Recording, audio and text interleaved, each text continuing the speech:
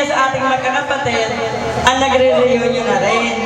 Kaya tamang-tama, habang sila nagre-reunion, makakapag-prepare tayo ng January. Last week of January. Every last week of January. Basta huling linggo ng Enero, sana naman narito tayo lahat. Okay. Tumos atin natin kasi ngayon, di ba? Masasabi ko lang, kahit tayo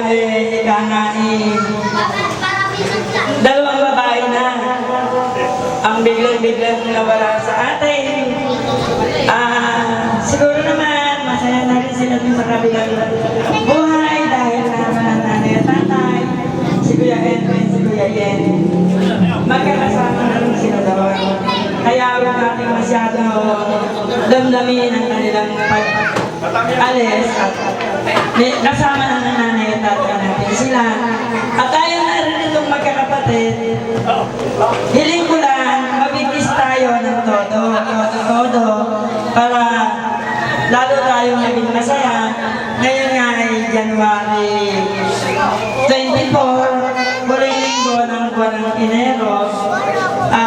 Sa mga susunod pa pong taon, laging huling linggo ng January, ang ating gagawin Lapiñas Family Reunion mula sa Tatay Senyor at Tatay Carmen.